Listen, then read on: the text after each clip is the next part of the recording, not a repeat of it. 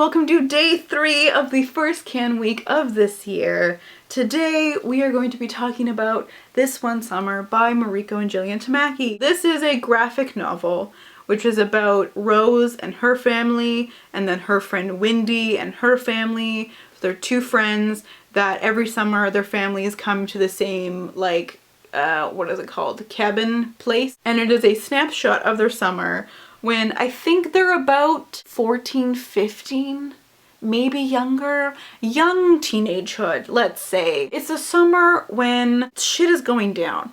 And in terms of with their families, in terms of the way that they're starting to be treated, because, you know, girlhood's fun. I liked that it dealt with really intense, hard things because, you know, people deal with that at all ages. You know what I mean? I know we always pretend that kids should be sheltered and not exposed to really intense things, but it's so kids experience that every day. What are you doing? So I really liked that that book it's addressing hard, uncomfortable, difficult things. There's a lot of tension in this book, and this book, it was so well done to the point where it made me very uncomfortable, because there were a lot of conversations that the two girls were thinking about, they were having between them, they were hearing from older teenagers and from their parents, that just sucked, because it pulled me back into those times of my life which were very damaging in terms of the way that we talk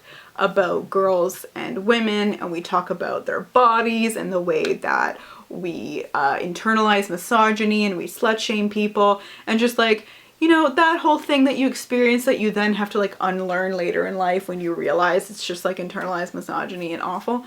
And so Rose is going through a lot of that, Wendy a little bit too, and I do like that Wendy would call Rose out and be you're being sexist for calling people sluts, can you not? Because that's a hard thing to do. Also, part of my discomfort or whatever might have had to do with my material interaction with the book, because when I pictured reading this, I was on one of my days off, you know, I'm gonna go to the beach, I'm gonna read this summer graphic novel read, you know, and then I ended up just reading it in my bed at night, and it was just feeling kind of weird. It's maybe, you know. I loved the artwork in this book because you have a mix of, I don't want to say cartoony, but just how they just kind of draw people, and then that's mixed with hyper realistic nature. This kind of nature stuff, it's all done in blue kind of indigo ink, which I really like. Also, something that I really like about graphic novels is the way that they change pace, and how it changes perspective, and how the story gets moved along. There's one thing in here that I really love that I swear to God I'm gonna find it. We go all of a sudden from just the regular panels, and then it totally switches perspective, right? This is the lake, it's the aerial view. It's just so good. That's all I have to say about This One Summer. I also, last year for Can Month that I did, I reviewed another Canlit graphic novel, which was Into the Woods by Emily Carroll.